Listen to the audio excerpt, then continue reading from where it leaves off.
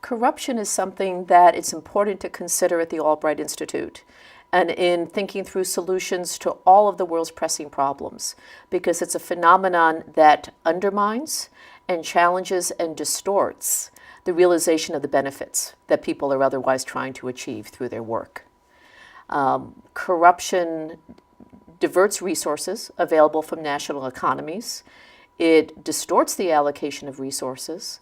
It hurts health, it hurts education, it rises the cost of business, and importantly, it also hurts most of all those who are the most vulnerable and the least protected in our societies. The most important things that the fellows need to understand is to always factor in what the effect of corruption is on their interventions and to think through how they can prevent corruption and address it through any work that they are doing. If we talk about the size of corruption, now it's difficult to measure corruption because there are not official statistics that are kept on this phenomenon. One estimate is that annually $1 trillion is lost to corruption.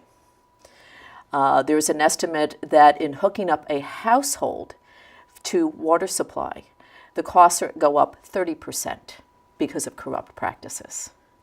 It's these type of relationships and connections that the students need to think about.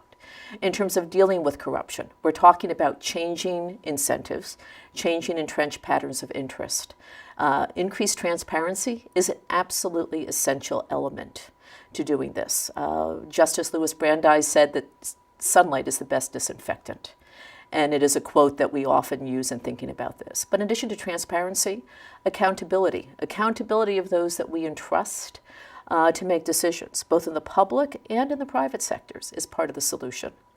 And finally, civil society has a key role to play in monitoring, evaluating what's going on, and in proposing reforms. The greatest challenge to confronting corruption is changing behaviors.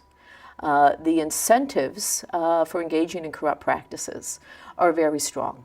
They can range from a kleptocrat in a particular country who can make several $1 million, several $1 billion from structuring the privatization of a natural resource in his or her favor.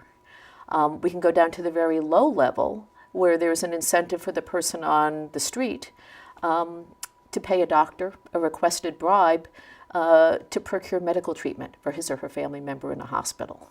So we are talking about having to change patterns of behavior and thinking how to structure systems, how to bring in more competition, and how to make those changes. There are many anecdotes, there are many examples that we have where we've learned more about how to make corrupt practices more difficult. We have still a ways to go. There's a great deal to be learned in terms of how to take small interventions and identify which ones can scale up and go to scale and to size. Technology is also presenting some very, very interesting challenges, including with our ability to aggregate data and for people to report what they're seeing and experiencing using cell phones and data aggregation and other technology. When we talk about corruption, we're talking about a phenomenon that affects both developed and developing countries. It is not a situation that one ever gets to perfection and 100% absolutely clean. Transparency International does an annual corruption perceptions index in which it ranks countries on the perceptions that their public sector is corrupt.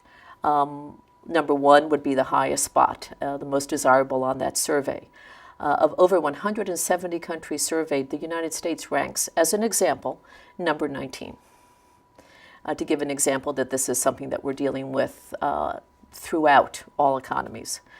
In addition, the globalization that we're seeing with foreign direct investment, with the flow of people, with the ability of funds to flow very quickly around the world, means that we're also talking about corruption as something that happens in between borders and across borders. So it's not a phenomenon that's just limited to within one country. It is an international phenomenon.